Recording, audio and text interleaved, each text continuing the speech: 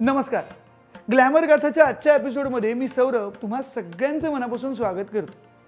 आजच्या भागामध्ये आपण भेटणार आहोत अशा एका संगीतकाराला ज्यांच्या सुरांनी मराठी आणि हिंदी चित्रपटसृष्टीला नवसंजीवनी दिली. ते पहिले संगीतकार आहेत ज्यांनी लता मंगेशकर यांना हिंदी सिनेमात गाण्याची संधी दिली. चित्रपट होता 1947 सालचा आप की सेवा में.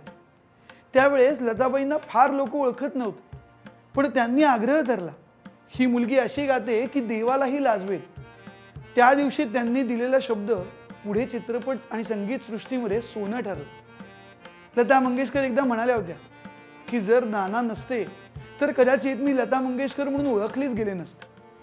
हे संगीतकार कोण होते असा प्रश्न जर तुम्हाला पडला असेल तर त्यांनी संगीतबद्ध केलेल्या गाण्यांची नावं ऐकल्यानंतर तुम्हाला नक्कीच कळेल. उठ शंकरा सोड समाधी, गोमू माहेरला जाते हो नाखवा, बाई माझी करंगळी मोडली, रामा रघुनंदना, ह्या डोळ्यांची दोन पाखरे, सैनिक हो तुमच्यासाठी, अशी अनेक सुरेल सुमधुर गाणी ज्यांनी आपल्याला दिली ते संगीतकार म्हणजेच दत्ता डावजेकर. पूना गाडगे आणि सन्स प्रस्तुत ग्लॅमर गाथा. दत्ता डावजेकर यांचा जन्म पुण्यात 1916 मध्ये झाला. घरात संगीताचं वावडं नव्हतं, पण त्यांचं मन मात्र तालावर नाचत होतं. लहानपणी त्यांनी एक जुना हार्मोनियम घराजवळच्या कबाडीवाल्याकडून विकत घेतला. तो हार्मोनियम त्यांच्या संगीत प्रवासाची सुरुवात ठरली. एका मुलाखतीत त्यांनी सांगितलं होतं की त्यांनी शाळेत असताना एका नाटकात संगीत दिलं आणि त्याच नाटकात त्यांनी तबला वाजवताना अचानक ताल चुकला. प्रेक्षकांना वाटलं की हे मुद्दाम केलंय हसवायला आणि सगळा रंगमंच हास्याने दणाणून गेला. पुढे त्यांनी तोच ताल चित्रपटात वापरला आणि त्याचं नाव ठेवलं हास्य ताल. डावजेकर आणि त्यांचं आयुष्य सोपं नव्हतं. अनेकदा त्यांनी सिनेमात काम करूनही त्याचं श्रेय दुसऱ्यांना मिळालं. एकदा एका चित्रपटाच्या संगीतासाठी त्यांनी एक अपवादात्मक धून तयार केली, पण त्या सिनेमात दुसऱ्या प्रसिद्ध संगीतकाराचं नाव झळकलं. त्यावेळी कुणीतरी त्यांना विचारलं, राग नाही का येत? ते हसून म्हणाले, मी राग केला असता तर ते राग मला सूर देणं त्यांनी बंद केलं असतं. एकदा एका स्टुडिओमध्ये त्यांना एका गायकाने विचारलं, नाना हे गाणं कुठल्या रागात आहे? ते म्हणाले, माझ्या मूडच्या रागात आहे. डावजेकरांचं संगीत हे नेहमीच त्यांच्या मनस्थितीवर आधारित असतं.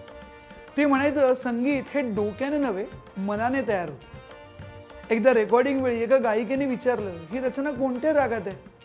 डावजेकर म्हणाले, भैरवी आहे, पण ती सकाळची झोपलेली नाही तर संध्याकाळची सावरलेली भैरवी आहे. सगळे हसू लागले. तेव्हा ते म्हणाले, रागांचेही मूड असतात माणसांसारखेच. डावजेकरांनी एकदा कबूल केलं होतं की जेव्हा ते ब्लॉक होतात तेव्हा अण्णासाहेब किर्लोस्करांची गद्योक्ती वाचतात आणि त्यातूनच मग त्यांना रागाची वाट सापडते. ही एक विलक्षण गोष्ट आहे, कारण एक संगीतकार शब्दांमधून सुराचं बीज शोधतो. 1947 मध्ये आलेल्या राम जोशी या ऐतिहासिक चित्रपटामध्ये डावजेकरांनी ज्या प्रकारे नाट्यपद आणि अभंग रचले ते खरंच अद्वितीय होतं. विशेष म्हणजे त्या काळी संगीतकारांना स्वतंत्र रिहर्सलचे फारसे दिवस मिळत नसत. डावजेकरांनी 3 दिवसात संपूर्ण पार्श्वसंगीत तयार केलं आणि घनश्याम सुंदरा हे गीत आजही गायकांच्या गळ्यात आहे. ते ह्याचमुळे ते म्हणायचे की मी राम जोशी नाही, पण त्यांच्या वेदनांमध्ये मला माझं प्रतिबिंब दिसतं. त्या काळात टेक्नॉलॉजी मर्यादित होती, पण तरी सुद्धा डावजेकरांनी काही ध्वनिप्रयोग करून दाखवले. आभाळ माया चांदण्यांची हे गाणं रेकॉर्ड करताना त्यांनी पहिल्यांदा 3 ट्रॅक एकत्र रेकॉर्ड करून स्टिरिओ फील तयार केलं. रेकॉर्डिंग इंजिनियर म्हणाला की हे शक्य नाही. डावजेकर म्हणाले, संगीत शक्य अशक्य मानत नाही, ते फक्त ऐकवलं जातं. एकदा डावजेकरांच्या घरी काही दिवस गॅस बंद झाला होता आणि घरात पैसेही नव्हते. तेव्हा त्यांनी एका शिष्याला म्हटलं, तू चहा पी, मी भूक ऐकून एक चाल लावतो.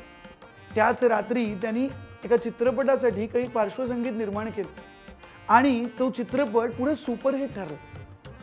अत्यंत हलाखीच्या परिस्थितीत सुद्धा स्वतःच्या कलेविषयी प्रतिभेविषयी अत्यंत प्रामाणिक कसं असायचं हे डावजेकरांकडून शिकण्यासारखं. डावजेकरांनी एकदा एका रेडिओ कार्यक्रमासाठी संगीत दिलं. ते ऐकून लोकांनी विचारलं, हा नवा संगीतकार कोण?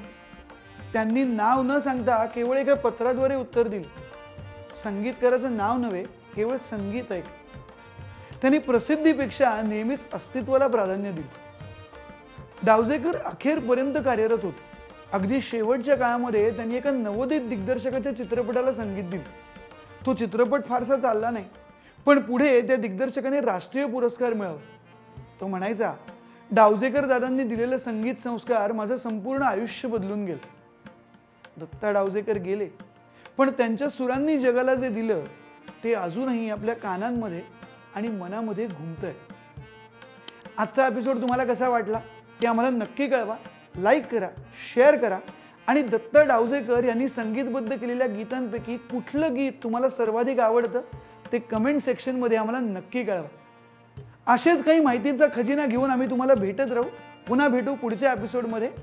नमस्कार.